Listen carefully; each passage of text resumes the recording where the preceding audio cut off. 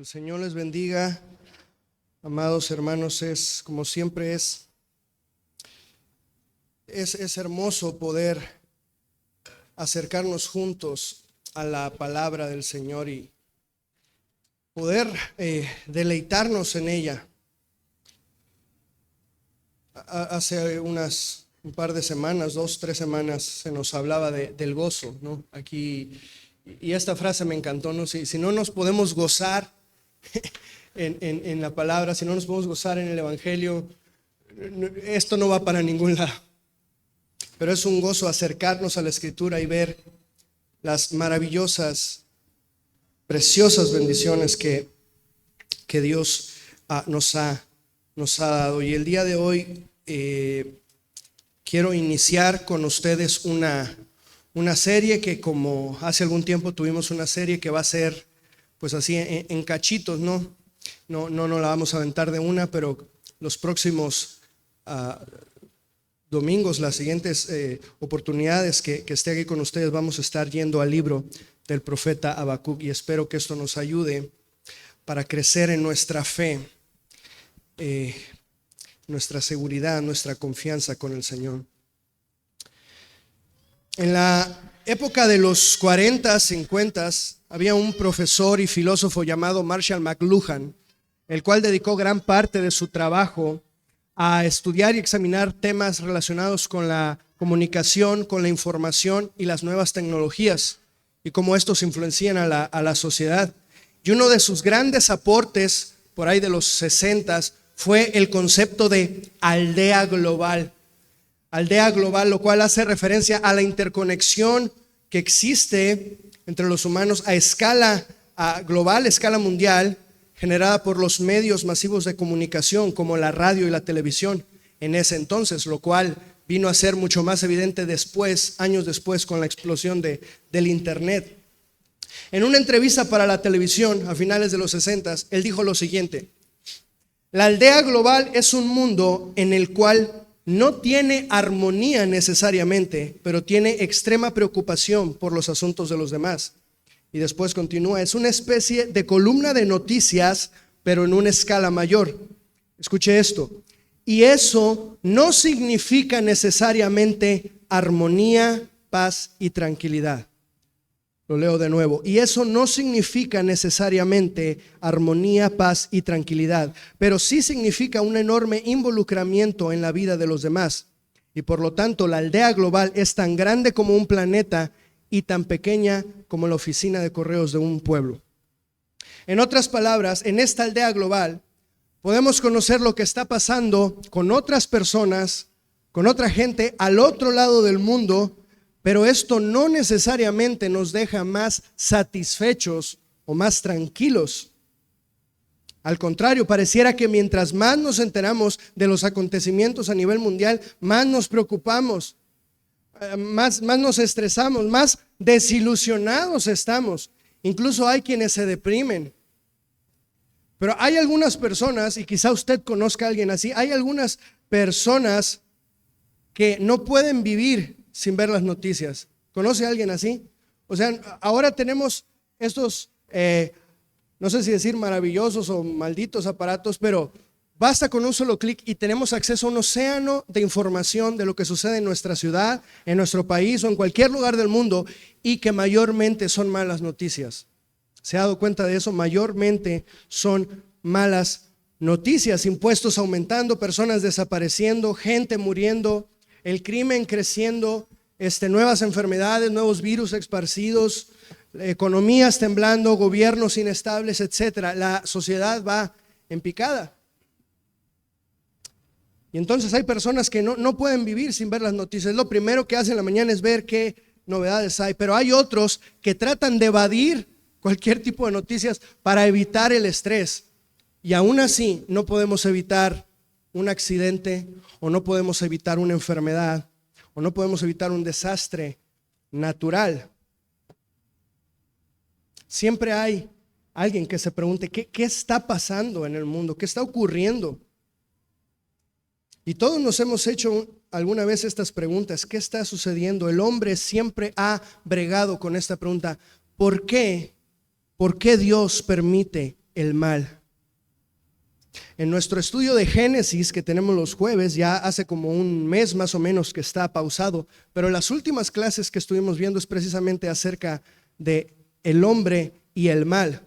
Y el pastor Gerson nos hablaba que precisamente esta pregunta, ¿por qué Dios permite el mal?, se ha convertido en el pilar principal del ateísmo moderno, ¿cierto? El ateísmo de hoy en día, para el ateo, la idea de un Dios que es poderoso y bueno es totalmente incompatible con la existencia del mal. Entonces, la solución más sencilla es sacar a Dios.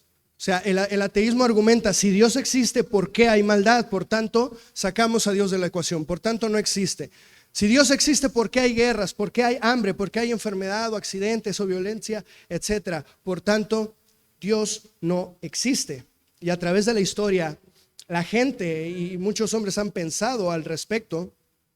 El pastor nos citaba algunos personajes que yo también los voy a citar para recordarlos. Uno es el filósofo griego Epicuro, el cual propuso, en su propuesta está lo que se conoce como la paradoja de Epicuro. Dice, si Dios quiere prevenir el mal, pero no puede, entonces no es omnipotente.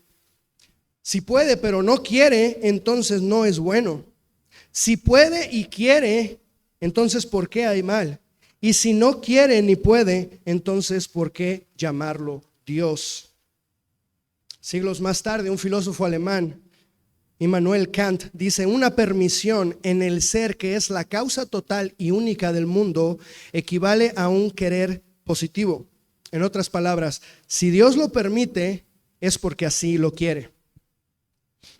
Ahora, ¿qué tal algo más conocido por nosotros? Algo más popular, porque a esta gente no las ubicamos, pero algo más popular. José Luis Perales, 1982. Él sacó una canción que se llamaba Dime. No sé si la recuerdan, y hace unos cuestionamientos a Dios, ¿no? Dime por qué las armas en las manos, por qué la gente no sonríe, por qué los niños maltratados, por qué los hombres malheridos, por qué las guerras, dime por qué el mendigo de la calle, por qué nos has dejado solos.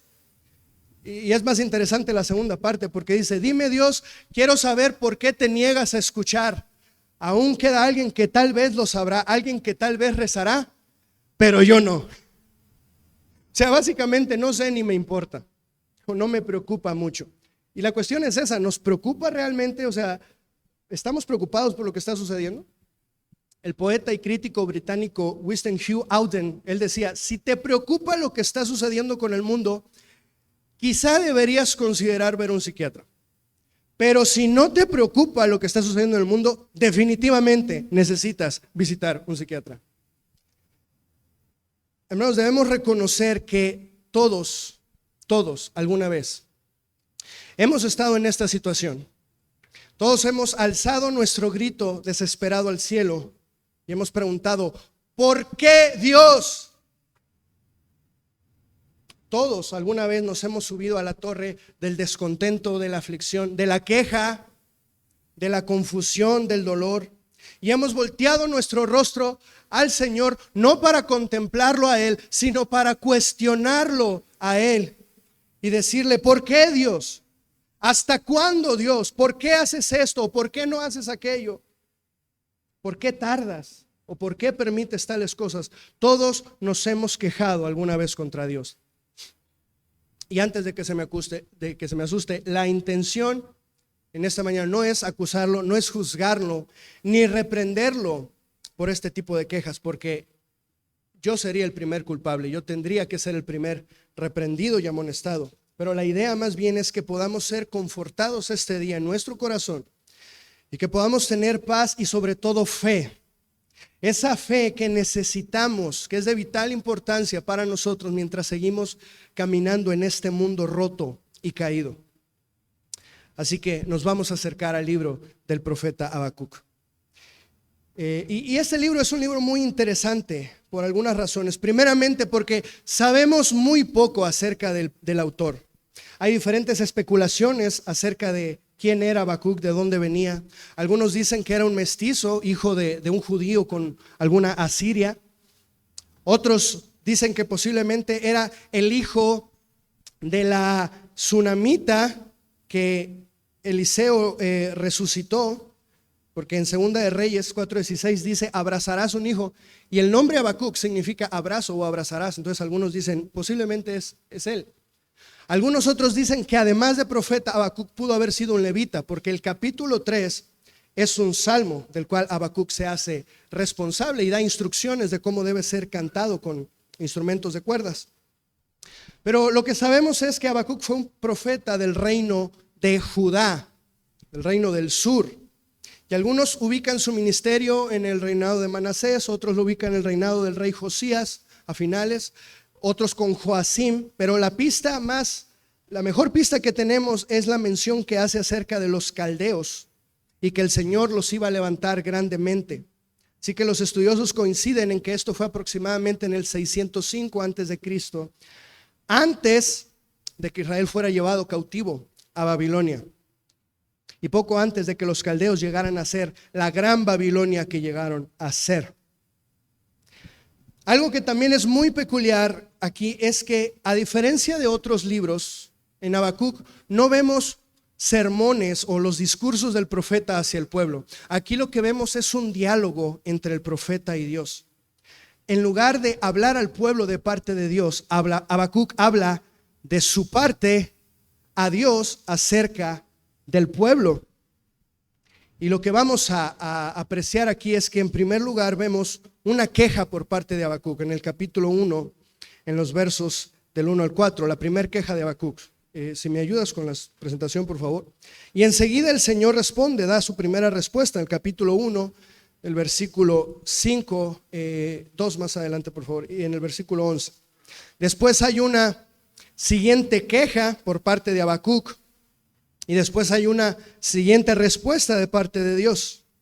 Y finalmente el capítulo 3 cierra con un salmo donde el profeta reconoce el poder de Dios. Y entonces él afirma su fe. Y lo que podemos observar en esto es el proceso del profeta. El proceso no solo de pensamiento, sino el proceso de su corazón que lleva al profeta de la queja a la alabanza.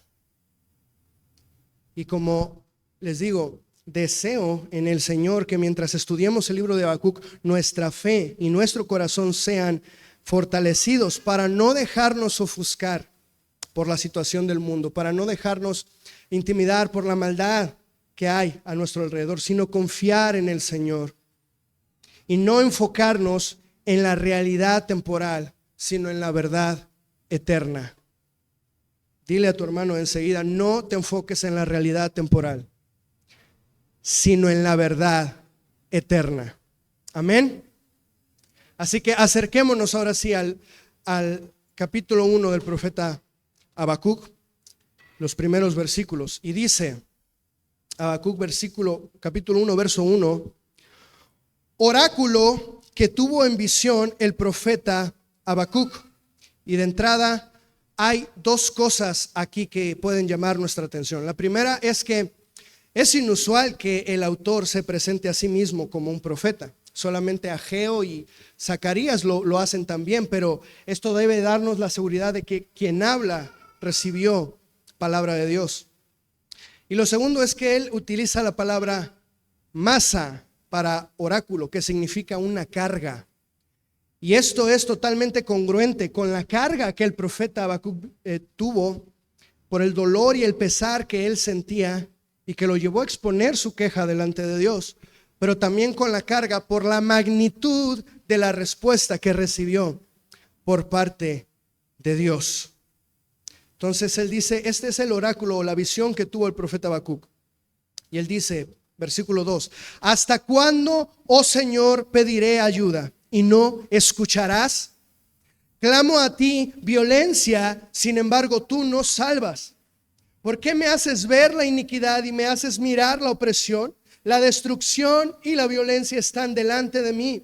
Hay rencilla y surge la discordia. Por eso no se cumple la ley y nunca prevalece la justicia. Porque el impío asedia al justo. Por eso sale pervertida la justicia. O sea, Habacuc ve a su alrededor y lo que observa es violencia. Por un lado, externo a Judá, Era un tiempo de gran agitación porque el imperio asirio estaba llegando a su fin, estaba siendo conquistado y derrotado por los caldeos, es decir, por quienes próximamente serían los babilonios. Así que Judá estaba rodeado de guerras, pero dentro de Judá la sociedad estaba decayendo. Después del rey Josías, quien quiso ser un reformador, él intentó hacer reformas trayendo de nuevo la ley del Señor, intentando retomar la adoración y el culto a Dios verdadero. Pero después de la muerte del rey Josías, con Joacim, el pueblo volvió a hacer lo malo ante los ojos de Dios y ellos volvieron a la idolatría. Y una característica de la idolatría es que junto con ella viene un decaimiento o un debilitamiento de la moral. También una actitud de opresión por parte de los líderes corruptos sobre los menos favorecidos y finalmente un abandono de la ley del Señor. De modo que este es el panorama que Habacuc tiene ante sus ojos. Al interior, un pueblo con la moral desquebrajada y la espiritualidad por los suelos, y al exterior una latente amenaza de guerra. Preguntémonos, ¿el mundo que está viendo el profeta Habacuc se parece al mundo de nuestros días? ¿Se parece al mundo que vemos nosotros hoy en día? ¿La condición de la sociedad se parece a la condición de nuestra sociedad moderna? A medida que el tiempo y que la historia ha avanzado, la gente suele decir, oh, el mundo ha cambiado. Pero quizá solamente se ha modernizado, porque el mundo sigue estando lleno de dolor, lleno de maldad, lleno de pecado, lleno de sufrimiento. Y cuando vemos que esto sigue avanzando como una máquina imparable y que vemos que se nos está acercando, que nos está alcanzando, entonces nos quejamos. El dolor toca nuestra puerta y nos quejamos. El sufrimiento nos alcanza y nos quejamos. Y aquí vemos una queja de Habacuc delante de Dios. Veamos cómo la queja de Habacuc es sí delante de Dios, pero también es contra Dios en varios sentidos. Él dice, ¿hasta cuándo? Es decir, él cuestionó el tiempo que Dios estaba tardando en responder. Luego dice, ¿no escucharás? Acusó a Dios de estar ignorando lo que estaba sucediendo. Después dice, tú no salvas. Es decir, Dios estaba negando la ayuda. ¿Por qué me haces ver iniquidad? Como si Dios no le importara, como si él estuviera de acuerdo o conforme con lo que está sucediendo. Y finalmente, por eso no se cumple la ley. Es decir, por la falta de acción o por la falta de juicio por parte de Dios, todo se había corrompido. Habacuc estaba contemplando un estado de crisis nacional que requería una gran ayuda, una gran manifestación del poder, de la justicia de Dios. Pero ante la aparente falta de acción y de justicia, él levanta su queja y hace estas preguntas. Las mismas preguntas que nosotros nos hemos hecho muchas veces. ¿Hasta cuándo, Señor? ¿Por qué, Dios? ¿Por qué tardas? ¿Por qué permites? ¿Por qué pasa esto? Una de las cosas más difíciles para nosotros en nuestro caminar con Dios es tener que esperar, tener que aguardar. Somos muy malos esperando. Cuando Dios decide guardar silencio, cuando Él decide aplazar su respuesta, o cuando aparentemente no le vemos obrando alrededor nuestro, somos más propensos a la incertidumbre y a la queja.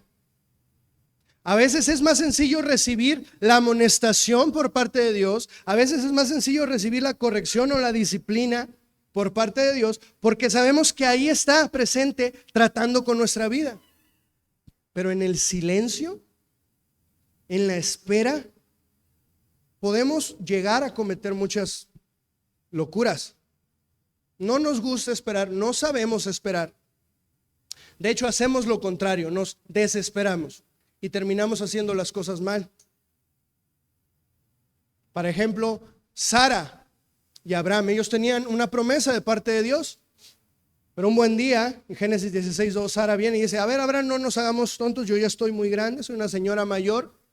Y sí, tenemos una promesa, pero pues está pasando el tiempo, Abraham. Mira, mejor llégate a mi sierva Agar, ten un hijo con ella. No quisieron esperar y más de 2000 años después seguimos viendo las consecuencias. Seguimos viendo los conflictos entre Israel y los palestinos, los musulmanes, etc. Otro ejemplo es el pueblo de Israel, al pie del monte Sinaí, en Éxodo 32, donde dice, Aarón, ¿sabes qué? Pues ya llevamos tiempo esperando y a este tal Moisés no sabemos qué le haya pasado. Así que ven, fabrícanos un Dios que vaya delante de nosotros, porque no sabemos qué pasa con Moisés. Así que ellos construyen este becerro de oro y el pueblo se pervirtió ante este ídolo. Finalmente Dios juzgó fuertemente esto y juzgó incluso el sacerdocio. No sabemos esperar y esto produce queja. Y esto puede ser en algo muy grande, en algo muy serio o en algo minúsculo, en algo vano. Nos quejamos en la enfermedad y nos quejamos en la fila del supermercado. Nos quejamos en las situaciones económicas difíciles o nos quejamos en el tráfico. O sea, se queja el que tiene hambre y se queja el que no se le antoja nada de lo que hay. Se queja el que está desnudo y se queja el que ya no le queda la ropa. O en el caso de las mujeres, es que no tengo nada que poner. Se queja el que sufre o el que está aburrido.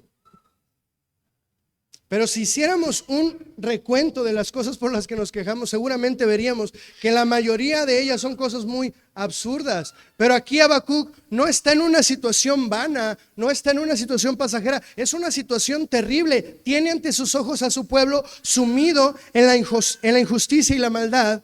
Y entonces él se desesperó y levanta su queja delante de Dios. Y veamos las implicaciones de esto. Lo que dijo Habacuc, dice: ¿hasta cuándo, oh Señor, pediré ayuda y no escucharás? Habacuc, tenemos que ver esto, Habacuc había pasado tiempo pidiendo al Señor por su ayuda en esta situación. No es que de buenas a primeras Habacuc dijo: no, yo no tengo ganas de esperar, me voy a quejar delante de Dios. No, ¿hasta cuándo, Señor? El hecho que él diga ¿hasta cuándo pediré? Nos indica que él había permanecido pidiendo delante del Señor. Él había permanecido orando delante de Dios, llevando ante él esta situación antes de quejarse. O sea, él había pedido lo suficiente, había orado lo suficiente, había esperado lo suficiente, según él, antes de levantar su queja delante de Dios. Y preguntémonos nosotros hoy en día, ¿qué hago primero? ¿Orar o quejarme? O mejor aún, ¿qué hago más? ¿Orar o quejarme? Sin duda yo tengo que reconocer que yo me quejo más de lo que oro. Y posiblemente alguno de ustedes puede estar en la misma situación. Nos quejamos más de lo que oramos. Y eso no debería de ser así. Pero la constante oración de Habacuc, él decía: ¿hasta cuándo, Señor? Se mantenía pidiendo. La constante oración de Habacuc, que se convirtió en una queja, debe enseñarnos a nosotros a convertir nuestras constantes quejas en oraciones.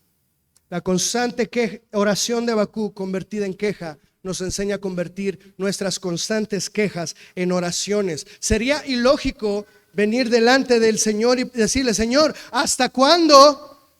Si no hemos pasado un día de rodillas pidiendo por aquello que es nuestra necesidad. Sería muy ilógico decirle al Señor: Señor, ¿por qué? ¿Por qué haces esto? Si no le hemos preguntado: Señor, ¿para qué haces esto? ¿O qué es lo que quieres que yo haga en medio de esta situación?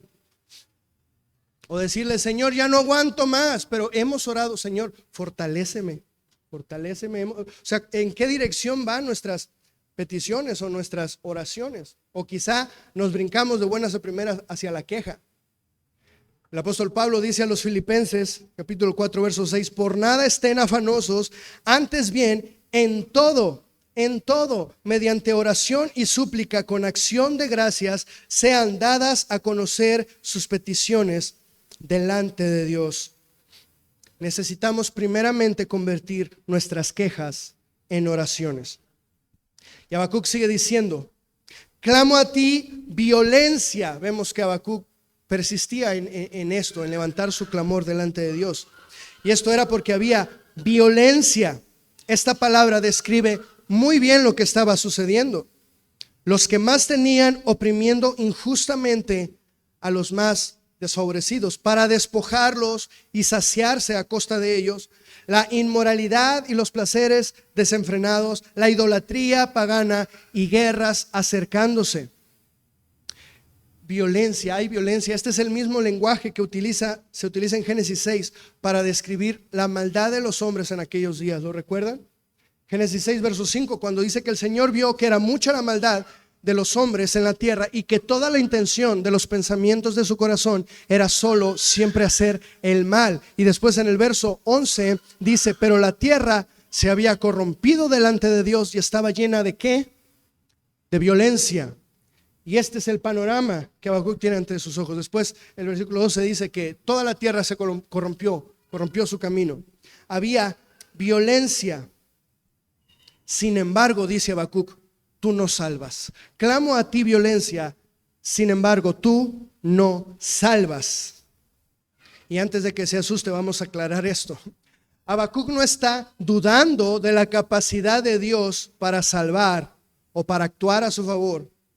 Al contrario, su queja es que teniendo Dios la capacidad de salvar y de actuar a su favor, Él no lo está haciendo. O sea, clamo a ti y tú no estás haciendo nada. Ese sería el sentido. Hay violencia como en los días de Noé. Pero en los días de Noé Dios juzgó la maldad, obró de manera sorprendente y salvó a los justos. Hay violencia como en Sodoma y Gomorra. Pero en Sodoma y Gomorra Dios juzgó la maldad, obró de manera sorprendente y salvó a los justos. Y ahora hay violencia en Judá y Dios puede juzgar la maldad, puede hacer una obra sorprendente y puede salvar a los justos, pero decide no hacerlo.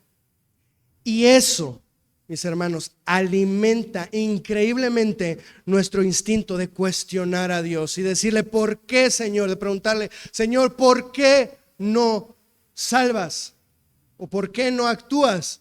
Y la respuesta es muy simple, porque Él no tiene que hacerlo. Y a lo mejor usted se queda, ¿qué?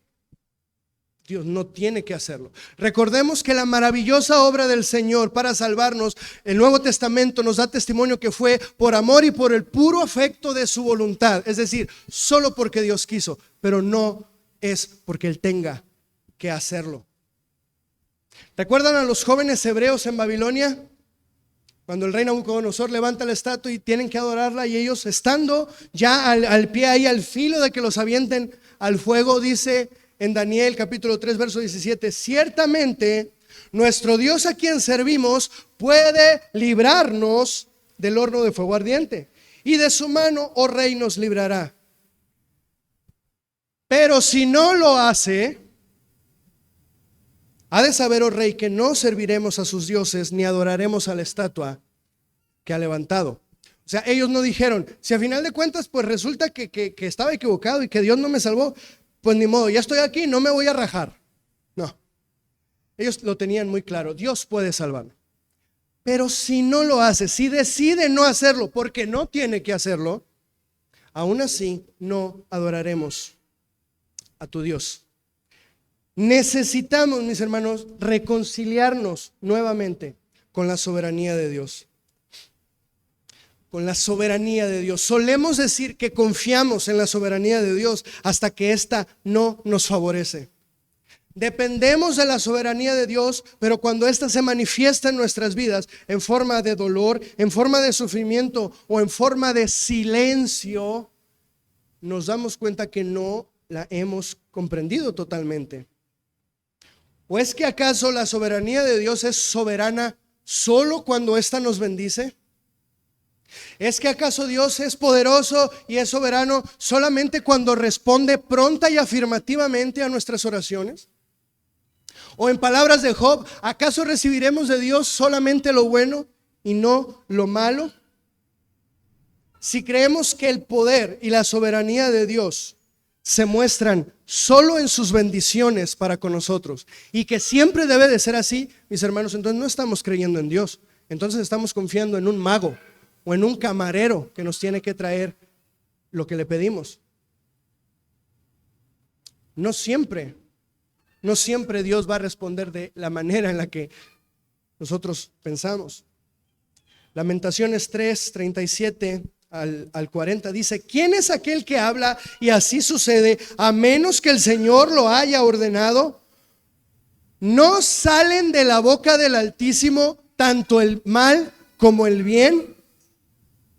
Repite este verso conmigo. ¿No salen de la boca del Altísimo tanto el mal como el bien? ¿Por qué ha de quejarse el ser viviente? Sea valiente frente a sus pecados, examinemos nuestros caminos y escudriñémoslos y volvamos al Señor. Mis hermanos, es simple. O Dios es soberano o no es Dios.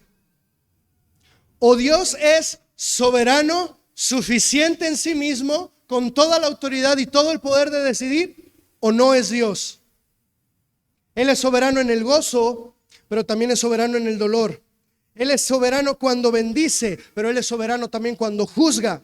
Él es soberano cuando responde y Él es soberano cuando calla.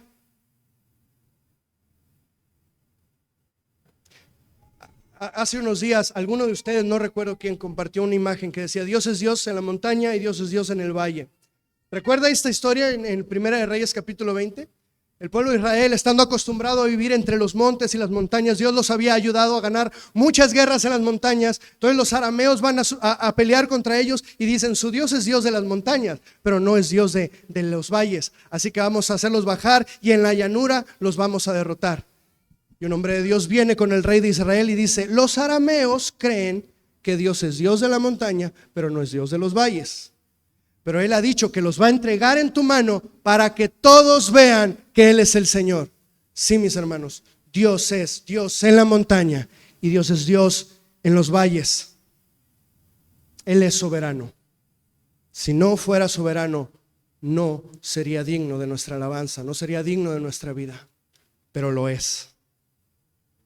Y Habacuc sigue diciendo: ¿por qué me haces ver la iniquidad y me haces mirar la opresión? Algo que debe distinguir al pueblo de Dios es que no deberíamos ser indiferentes ni tampoco indulgentes cuando vemos la maldad en el mundo. Habacuc sentía un profundo dolor e indignación por lo que estaba viendo, y por eso dice: la destrucción y la violencia están delante de mí. Es decir, ahí está, es evidente, sin restricciones ni censura, sin reparos ni vergüenza. Ahí está, hay maldad, hay violencia. No sé si lo recuerda, pero por ahí la década de los 80s, los 90s y parte de los 2000, la locura eran los mensajes subliminales. ¿Sí lo recuerda? En la música, en las películas, en los videojuegos, hasta en las etiquetas de la Coca-Cola había mensajes subliminales escondidos. Y bueno, hoy en nuestro día, de verdad, ¿cómo eran buenos tiempos eso? Uno desearía que fueran mensajes subliminales, uno desearía que siguieran siendo mensajes ocultos, pero no es así. Cada vez con un mayor descaro, los supuestos artistas saturan sus espectáculos con símbolos y representaciones satánicas. Cada vez con más descaro y sin vergüenza, la televisión, el cine, nuestros medios de comunicación están llenos de violencia, de sangre, de adulterio, de pornografía. Las portadas, cada página de los periódicos, de las revistas, están llenos de fraude, de corrupción, de muerte.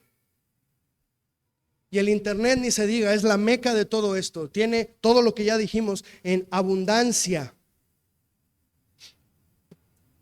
Y el problema es que nuestra sociedad ya no se incomoda con esto, ya no se espanta en lo más mínimo. Por favor, estamos en pleno siglo XXI, el mundo ya cambió. No, una vez más, el mundo no ha cambiado. Solo tenemos más tecnología y por lo tanto más medios para difundir el mal. Pero seguimos teniendo el mismo corazón perverso y lleno de pecado. ¿Qué decir del feminismo radical de nuestros días o de toda la propaganda LGBTQ? HIJK, etcétera? O sea, no es suficiente para ellos exhibir públicamente sus perversiones. Tienen esta necesidad arraigada en su ser de tener que blasfemar contra Dios, de tener que ofender a Dios, blasfemar a Cristo, ofender y atacar el cristianismo. Bueno, para prueba lo que acaba de suceder ahora en los Juegos Olímpicos, ¿no? ¿No? Y qué decir, pobre de nosotros, que hagamos algún comentario que quizá pueda ofender a alguno de ellos, o que quizá pueda ofender a la raza negra, o esta tontería de la apropiación cultural, o a los animales, uy, olvídate. Pero a Dios se le puede ofender cada día y no hay problema. Por ahí leí algo que decía que si ofende, que si molesta que ofendan a todas estas personas, pero no te ofende que agredan o que ofendan a Dios, hay ídolos en nuestro corazón. La pregunta es, ¿qué tan acostumbrados estamos nosotros a todo esto que quizá ya haya dejado de preocuparnos? ¿Qué tan normal pensamos que esto se ha convertido que haya dejado de provocar algo en nuestro corazón? Juan Calvino decía acerca de este pasaje que nos enseña que todos los que realmente sirven y aman a Dios, según el ejemplo del profeta, deben arder de santa indignación cada vez que la maldad reina sin restricción entre los hombres. Es decir, no debería ser normal para nosotros ver este tipo de cosas y permanecer tranquilos. No debería ser normal para nosotros cuando vemos el vituperio y la blasfemia en contra de nuestro Señor y no sentir dolor en nuestro corazón. Mínimamente deberíamos caer humillados y clamar: Señor, ten misericordia. Perdona mi apatía, perdona mi indiferencia, Señor, pero ten misericordia de ellos. El profeta clamó: ¿por qué me haces ver esto? ¿Por qué me haces ver la iniquidad? Y finalmente el profeta dice: por eso no se cumple la ley y nunca prevalece la justicia. Y las palabras que utiliza aquí es interesante. Por eso no se cumple la ley, la Torá, esa es la palabra que utiliza. Y la Torá es la ley, pero ¿cuál es la ley que ellos tenían? La ley que Dios les había dado, la ley que habían recibido de parte de Dios. Y no prevalece la justicia, y aquí es mishpat, que quiere decir lo debido, lo correcto, el curso correcto de la ley. Es decir, refiere a una rectitud que se deriva de la ley de Dios. Y aquí es donde podemos apreciar mejor el corazón del profeta. Porque hasta ahorita solo hemos dicho que Habacuc se quejó, ¿no? Y decimos: ay, qué mal Habacuc, que levantó su queja delante de Dios, qué irreverente. Y sí, estamos de acuerdo, porque la queja en cualquiera de sus formas es la expresión de nuestra inconformidad con la manera en la que Dios está gobernando el mundo. La queja expresa nuestra inconformidad con la manera en la que Dios gobierna la tierra. La queja dice: Dios, no me gusta lo que estás haciendo, Dios, no me gusta cómo lo estás haciendo. Sin embargo, aquí podemos ver en Habacuc un tipo muy extraño y muy inusual de queja santa o queja reverente delante de Dios. Es decir, la actitud es incorrecta, ciertamente, pero lo que impulsó a Habacuc fue el ardor en su corazón al ver que se estaba deshonrando al Dios que es santo. La ley de Dios revela el carácter de Dios, ¿cierto? Revela quién es Él, cómo es Él. Por tanto, si se estaba pervirtiendo la ley, deshonrando la ley, se estaba deshonrando a Dios mismo. O sea, el clímax o el punto cumbre del clamor de Habacuc era: Señor, ¿hasta cuándo vas a permitir que te sigan ofendiendo? Clamo a ti, no escuchas. Me haces ver todo esto, no emites juicio, no haces nada. Y como no haces nada, están deshonrando tu ley, te están deshonrando a ti. O sea, en el centro, en el núcleo de la queja de Habacuc, había un gran anhelo por la honra y la gloria de Dios. Había un celo santo, había un deseo ardiente de no ver más el vituperio, la deshonra en contra de la ley de Dios. Había un anhelo en su corazón por la honra de nuestro Señor. Hermanos, ¿qué es lo que nos molesta verdaderamente? Necesitamos hacernos esta pregunta: ¿qué es lo que verdaderamente nos molesta? Sí, es que vemos que todo el mundo hace lo que quiere y pues por eso hay tanto desorden. ¿Qué es lo que nos molesta? Permítame decirle un trabalenguas. Si lo que te molesta porque a ti te molesta y no te molesta porque a Dios le molesta, entonces no te molestes. Lo digo una vez más: si lo que te molesta te molesta porque a ti te molesta o a mí me molesta, y no nos molesta porque a Dios le molesta, entonces no te molestes, no nos molestemos. Dicho de otra manera, si la base de nuestra queja es la afectación de nuestros propios deseos e intereses, entonces nos quejamos en vano. Si nuestra queja se debe a algo que está afectando mi seguridad, mi comodidad o mis propios deseos, entonces nuestras quejas son más vanas de lo que pensamos. Una vez iba rumbo a mi trabajo y agarro siempre un buen tramo del Boulevard Centenario, y más o menos ahí a la altura del Parque Sinaloa veo que hay muchos carros, está atascado, hay policías, tuvimos que hacer una desviación, nos metimos por una callecita que nunca me había metido, tuve que dar una vuelta enorme, el tráfico estaba súper lento, y cuando por fin logré salir para volver a agarrar el Boulevard Centenario, me di cuenta que había policías, que estaba acordonado, y en el transcurso del día vi una noticia. Esa mañana habían asesinado a una mujer ahí. Y creo que tú también me dijiste, ¿no? Que tú pasaste temprano por ahí y viste cómo estaba la situación.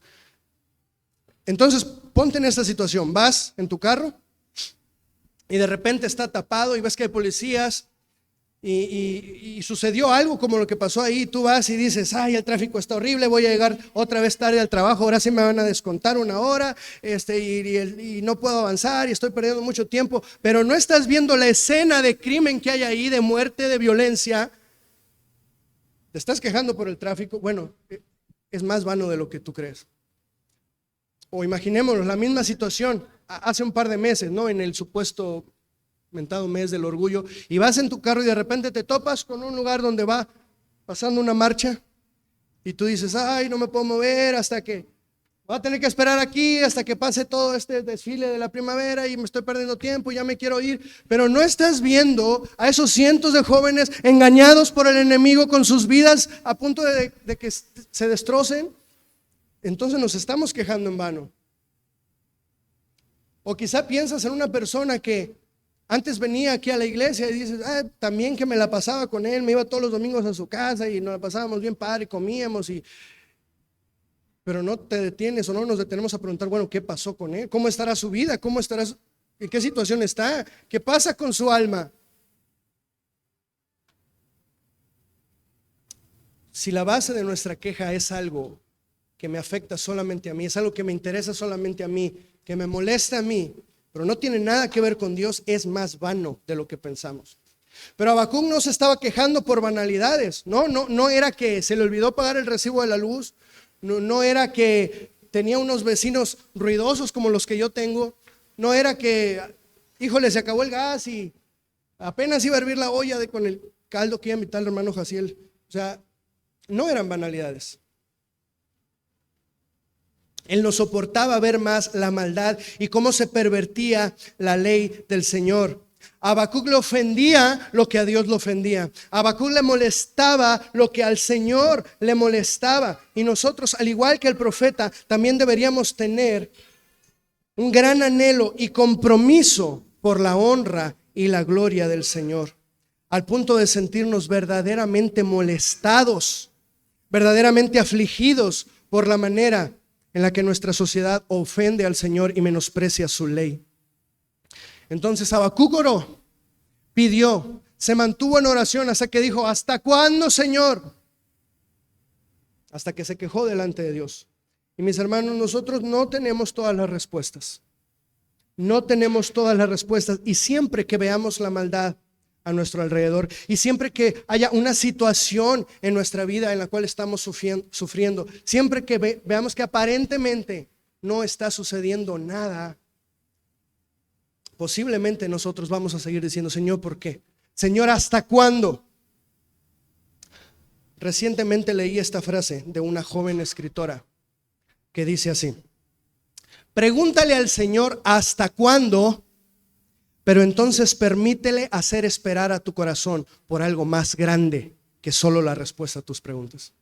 Una vez más, pregúntale al Señor hasta cuándo, pero entonces permítele hacer esperar a tu corazón por algo más grande que las respuestas a tus preguntas.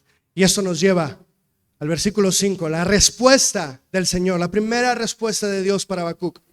Y dice el versículo 5, miren entre las naciones, observen, asómbrense, quédense atónitos, porque haré una obra en sus días que ustedes no la creerían si alguien se las contara. Qué increíble respuesta por parte de Dios. No hay una presentación formal aquí que nos diga que ahora Dios está hablando, pero por lo que dice, sabemos que es Dios el que está hablando, es el único que puede hacer esto. Y podemos ver que la respuesta de Dios entonces es más grande que lo que Habacuc pudiera pedir o esperar. Y veamos las características de esa respuesta. Es una obra tan asombrosa que llama a contemplarla. Dice, observen, sorpréndanse, quédense atónitos. Y además será evidente y público. Dice, miren entre las naciones. Una obra que escapa al razonamiento humano. Dice, ustedes no la creerían si alguien se las contara. Una obra pronta y en el tiempo oportuno. Dice, no para otras generaciones, no para otros tiempos. No es una profecía que se va a cumplir después. No, en sus días. Haré una obra en sus días. Y finalmente, por todo lo anterior, una obra que lleva el sello de la poderosa mano de Dios. Dice, porque haré, yo Dios haré una obra en sus días. Como dice en el Salmo 118:23, obra del Señor es esto, admirable a nuestros ojos. ¿Cuál sería esta gran respuesta por parte de Dios? Porque voy a levantar a los caldeos, pueblo feroz e impetuoso que marcha por la anchura de la tierra para apoderarse de moradas ajenas. Imponente y terrible es, de él mismo procede su justicia y su grandeza. Es decir, el Señor usaría a los caldeos, quienes en este entonces estarían bajo el mando de Nabopolassar, el padre de quien sería después el rey Nabucodonosor. Los usaría para traer juicio sobre Judá. Y veamos que los describe como un pueblo terriblemente despiadado, que va marchando buscando a quien saquear y someter. Después vemos el versículo 8, que en la caballería de los caldeos o de Babilonia se le compara a 3 depredadores cuya velocidad y fuerza ocasionan una muerte violenta a su presa. Dice, sus caballos son más veloces que leopardos, más astutos que lobos al anochecer. Al galope vienen sus jinetes, vienen desde lejos, vuelan como águila que se precipita para devorar. Es decir, son para atacar, para hacer violencia, son rápidos, son feroces, son astutos, vienen de lejos como el águila cuando viene en caída para tomar a su presa. Esta descripción tiene el propósito de imaginar a la caballería de los caldeos, a la caballería de Babilonia invadiendo este país, saqueando, violando, matando y difundiendo el temor. Verso 9, vienen todos ellos para hacer violencia, o sea, por si no hay ya suficiente violencia, este pueblo feroz viene también para hacer violencia. Su horda de rostros avanza, recoge cautivos como arena, se burla de los reyes y los gobernantes les son motivo de risa. Se ríe de toda fortaleza, amontona escombros para tomarla. Es decir, ellos pasaban sin temor por cada reino porque los consideraban más débiles que ellos y con gran ímpetu arrasaban con ellos, los saqueaban, los atemorizaban, tomaban cautivos, dice, así como el viento levanta la arena del desierto, así ellos recogían cautivos para tomarlos como prisioneros. Ellos se burlaban de los pobres intentos de las naciones para defenderse y los humillaban y los destruían. Bastaba con contar el número de pueblos que terminaron convertidos en escombros amontonados para ver que no temían ni respetaban a nadie. Y podemos acudir a la historia y abundar en más detalles, pero lo que debemos observar aquí es que Dios usaría a los caldeos, Dios usaría a este pueblo cruel, malvado y violento como instrumento de la justicia divina. La perspectiva del cielo, mis hermanos, es sorprendente y desafiante. Habacuc se queja y entonces dice el Señor, bueno, asómbrate, agárrate, Habacuc. Voy a hacer una obra sorprendente, voy a levantar a los caldeos. Y nosotros podríamos decir, ¿qué? ¿De verdad esa es la respuesta de Dios? Lo que pasa es que tenemos la vista muy corta. Lo que vemos con nuestros limitados y muy pequeños ojos terrenales no nos alcanza para entender cómo es que todos estos eventos encajan a la perfección en el plan divino del Dios de la historia. Pero debemos estar seguros, Dios es poderoso. Él tiene toda la autoridad, Él tiene el control de cada cosa que hay en el universo y de cada episodio, cada evento de la historia del mundo. Y Él usa lo que quiere y a quien quiere, como Él quiere. ¿Quién levantó a los caldeos? ¿Qué dice el verso 6?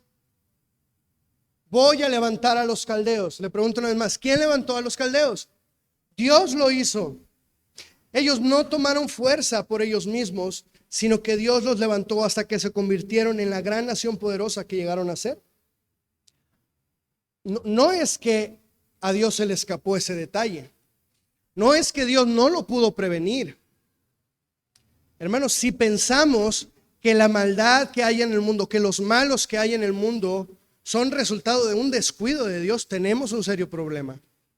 No es que a Dios se le escapó eso. No es que Dios dijo, y no pude prevenir que se formara este cártel del crimen organizado. No pude prevenir que se formara esta corporación mundial que mata bebés.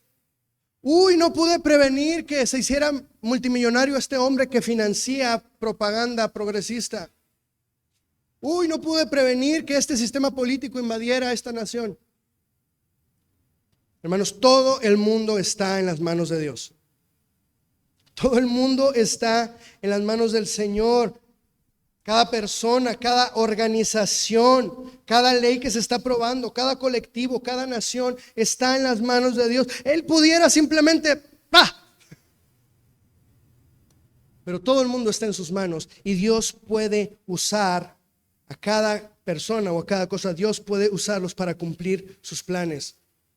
El problema es que nuestra vista es muy estrecha, pero Dios dice a Habacuc, miren entre las naciones, asómbrate, sorpréndete. O sea, tenemos que aprender a mirar más allá de nuestra nariz. El Señor va a hacer algo sorprendente, más allá de lo que pudiéramos imaginar. Dios no está obligado a actuar de la manera que nosotros pensamos que debería ser. Él no está obligado a hacer las cosas como nosotros pensamos que deben ser, porque entonces las haríamos nosotros mismos. Entonces, ¿para qué necesitaríamos de Dios? Como le dice el Señor a Job, ¿no? A ver, ¿acaso tú sabes? ¿Acaso tú puedes hacer esto? Bueno, si lo haces, hasta yo te voy a reconocer que puedes salvarte a ti mismo. Pero Dios no está obligado a hacer las cosas como nosotros pensamos. A menudo la respuesta de Dios no va a coincidir en nada con lo que nosotros pensamos. ¿Y sabe qué? Eso es bueno. Eso es muy bueno, porque significa entonces que Dios está haciendo su voluntad y no la nuestra. Significa que Dios está obrando su perfecta voluntad, su buena, agradable y perfecta voluntad y no la nuestra. A veces solemos pensar, pero si la Biblia dice que es buena, agradable y perfecta, entonces ¿por qué no me siento conforme con lo que Dios está haciendo? Porque es su voluntad, no la tuya. Es su voluntad, no la mía. Es buena, agradable y perfecta porque es suya, no mía, no nuestra. Así que Dios en su soberanía puede usar la vida de personas impías para servir a los propósitos del Señor, pero sin involucrarse con el pecado de ellos.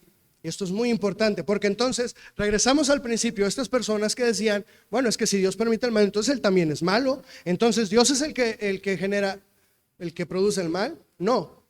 Erran aquellos que afirman que si Dios permite el mal, Él es el causante del mal. No es así. El hecho de que Dios pueda soberanamente utilizar a impíos no significa que apruebe o esté de acuerdo con su impiedad. El hombre sigue siendo responsable delante de Dios, pero Dios tiene la capacidad de usar a estas personas con todo y su pecado, así como nos ha usado a nosotros con todo y nuestro pecado. Pero Dios también tiene la capacidad de salvarlos. Y si Él lo desea, si Él así lo ha provisto, Él también los puede salvar. Pero Dios puede usarlos, aunque nosotros no lo entendamos. De modo que Dios puede levantar a personas, reinos, países, organizaciones, sometidos bajo su autoridad, Sin embargo, el problema es que entonces estas personas se paran soberbiamente y se jactan de su poder o de su capacidad o de sus habilidades sin darse cuenta que están donde están porque Dios así lo estableció. Veamos lo que dice el último verso. Después de las terribles características que se dice aquí de los caldeos, después de hablarnos del terrible poder que ellos tienen, dice: entonces pasará como el viento y seguirá. Es decir, seguirá yendo de pueblo en pueblo haciendo lo mismo. Y se le tendrá por culpable, ¿por qué? Dígalo conmigo. Porque hace de su poder su Dios. Todas las cosas horribles que nos dijo de los caldeos eran solo una descripción. Eran solo una descripción, pero el pecado del que se les acusa, aquello de lo que verdaderamente son culpables, es de hacer de su poder su Dios. ¿Cuántos reinos e imperios, cuántos reyes o gobernantes, cuántos dictadores o gente malvada se ha levantado en la historia? Y al estar en la cima o en el punto más alto de sus carreras, se han sentido invencibles, se han sentido como inmortales, casi como dioses, como si nunca nadie los pudiera destruir. Pero después se levanta alguien más fuerte, o Dios levanta a alguien más fuerte y los destruye. Y después Dios levanta a alguien más fuerte y los destruye. Todas estas organizaciones, todos estos sistemas políticos, todos ellos, todos los poderosos de la tierra hacen de su poder su Dios y no reconocen el poder del Dios verdadero. Ellos creen que por sí mismos reinan, que por sí mismos gobiernan, por su poder y fuerza, sin darse cuenta que están en las manos del Dios del universo. Y esta es la actitud que domina nuestro mundo. Esta es la actitud de la Babilonia de nuestros días. Porque Babilonia no es solo un reino que el Señor levantó en su momento. Babilonia es un sistema que rige al mundo. Babilonia es un sistema que, aunque fue levantado por Dios y que no escapa al control de Dios, aún así está en contra de Dios. Y al igual que los caldeos o que Babilonia en su momento es hostil, devora lo que se encuentra a su paso, despoja al hombre de su valor para hacerlo presa de su maldad y después se erige con soberbia, confiando en su propia sabiduría y poder y rechazando a Dios, despreciando su gobierno e incluso levantándose contra Dios, con el mismo Dios que los levantó a ellos. Lo digo otra vez. La maldad que hay en el mundo no es porque se le escapó de las manos a Dios, pero aún así ellos se vuelven contra Dios. Pero tenemos que tener algo en claro, mis hermanos. La historia del mundo no se trata de Dios luchando con el mal para obtener la victoria. Se trata de un mundo que está luchando contra un Dios victorioso, de un mundo que está luchando con un Dios que ha vencido, que es soberano, que tiene todo el poder y toda la autoridad. De modo que qué gozo saber que estamos del lado correcto, qué gozo saber que estamos en el equipo correcto, ¿verdad? Como decía un cantante cristiano de hace algunas décadas, no temas, estamos del lado del campeón. El mundo está peleando en vano porque pelea contra un Dios victorioso. Así que no debemos tener temor ni desesperar en nuestro corazón. Nuestro Dios soberano reina, nuestro Dios soberano gobierna y Él hará cumplir su justicia y Él va a usar los medios que Él decida usar para llevarlo a cabo. Aun si eso implica que vamos a ver levantarse a los malos, que vamos a ver levantarse hombres o reinos impíos. Recordemos lo que dice el apóstol Pedro en su segunda carta, capítulo 3, verso 10. Pero el día del Señor vendrá como ladrón, en el cual los cielos pasarán con gran estruendo y los elementos serán destruidos con fuego intenso y la tierra y las obras que hay en ella serán quemadas. Es decir, la tierra y los sistemas que hay en el mundo y las cosas que se levantaron, todo lo que el hombre ha hecho que está en contra de Dios será quemado, será pesado, examinado por Dios. y el Señor juzgará con justicia. Él hará una obra sorprendente. ¿Lo creemos? ¿Lo creemos? Hermanos, si el Señor tiene el control del universo, ¿acaso crees que no tiene el control de esa situación por la cual tantas veces has orado o tantas veces nos hemos quejado? ¿Crees que no tiene el control de eso? El libro de Habacuc nos enseña que en medio de nuestra confusión podemos venir delante del Señor con nuestro clamor, y aunque pensemos que Él no escucha, Él escucha. Aunque no lo veamos obrando en nuestra vida, Él está obrando. ¿Y saben qué? Él es experto en realizar obras maravillosas y sorprendentes, las cuales no creeríamos si alguien nos las contara. Ese es nuestro Dios. Él es soberano. Él usa lo que quiere, cuando Él quiere, como Él quiere. Y una última cosa que podemos ver y aprender, ya para terminar. Una última cosa que podemos aprender juntos en el ejemplo del profeta Habacuc es la honestidad con la que nos debemos acercar a Dios. Muchas veces nosotros tenemos reservas, condiciones, tenemos autorrestricciones para acercarnos a la presencia de Dios. O nos esforzamos por ser lo suficientemente buenos antes de acercarme a Dios, quizá por temor, porque creemos que Dios está listo para que al más mínimo error nos va a derramar toda su ira sobre nosotros. Sobre todo si se tuvo problemas con alguna figura de autoridad, solemos pensar así.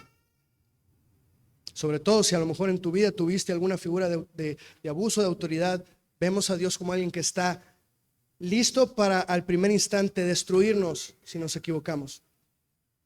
¿O cuántas veces alguien nos ha preguntado, ¿cómo estás, hermano? Y nos podemos estar muriendo por dentro, pero ¿qué respondemos? Bien, gracias a Dios. Hipócritas. Yo también lo he hecho. Somos herméticos. No tenemos la capacidad y mucho menos la disposición de abrirnos y de ser sinceros. Y el problema es que queremos hacer lo mismo cuando venimos delante de Dios. Y eso no funciona, mis hermanos. Eso no funciona. Aquí vemos a un Habacuc dolido que vino a quejarse delante de Dios. Y saben que esto es muy hermoso, porque entonces este Dios poderoso y soberano, dueño de todo el universo, no se prendió en ira para destruirlo porque se atrevió a cuestionarlo. No, Dios habló a su corazón para decir a Habacuc, en tus días voy a hacer algo sorprendente. Él habló a su corazón, no se airó porque se le cuestionó, porque un simple insignificante mortal se atrevió a quejarse delante de él, no, sino que le mostró lo que iba a hacer y cuán sorprendente obra iba a hacer en sus días, en su tiempo, es decir, él lo iba a ver. El Salmo 103, verso 13 dice, como un padre se compadece de sus hijos, así se compadece el Señor de los que le temen. Porque Él sabe de qué estamos hechos. Se acuerda que somos solo polvo. Mis hermanos, a veces mis hijos vienen conmigo quejándose, gritando, peleándose para hablarme mal uno del otro, para acusarme. Yo solamente estoy esperando que se callen para abrazarlos, para hablar con ellos, para tratar de componer la situación. Bueno, mi esposa me puede decir, no, a veces le das vara. Bueno, sí es cierto. Pero estoy esperando a que se calmen para poder hablar a su corazón. Hermano, nuestras debilidades y flaquezas no desilusionan al Señor. Él sabe que somos polvo. Nuestras debilidades y flaquezas no lo desilusionan. No, el Señor ya sabe pues que no puede esperar mucho de nosotros. Nuestras fallas y fracasos no hacen que Él nos ame menos. Incluso nuestro pecado no espanta al Señor. Por supuesto, necesitamos su perdón, pero no se espanta porque cometamos estos errores. Él conoce nuestra condición de fragilidad. Por lo tanto, debemos venir humildemente, pero con honestidad delante de Él. Yo recuerdo a Denis, si me lo permites, cuando dio testimonio aquí de su proceso. Ella dice que en algún momento de sus tratamientos ella decía, Señor, no me quiero quejar, pero me duele. duele mucho, me siento así. Lo digo porque ella pasó aquí al frente a decirlo. Recuerdo a Iván y Jessica también, cuando ellos nos dieron testimonio de la gran lucha que tuvieron en su corazón. Y Iván fue muy honesto y nos dijo: saben que yo me enojé contra Dios, me quejé con Dios.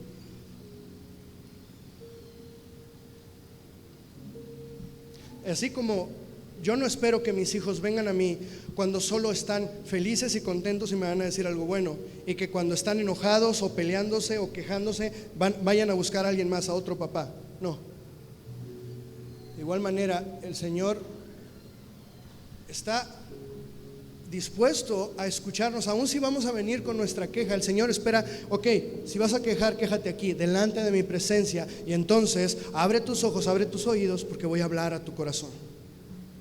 Si necesitamos disciplina, vamos a ser disciplinados. Si necesitamos entender algo en medio de nuestra confusión, el Señor nos va a abrir el entendimiento, pero tenemos que acercarnos con honestidad. El Señor sabe que somos frágiles.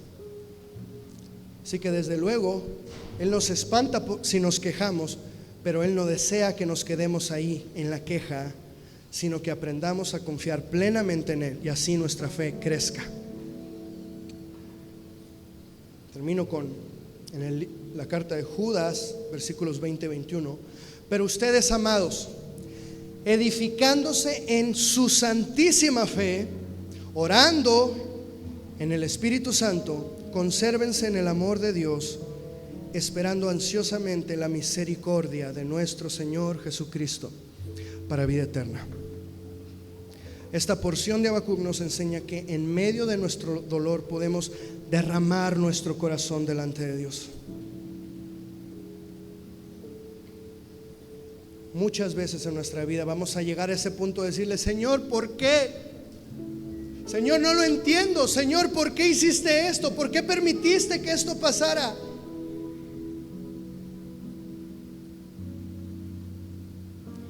No olvidemos una de las cosas más maravillosas que el Evangelio nos brinda, mis hermanos: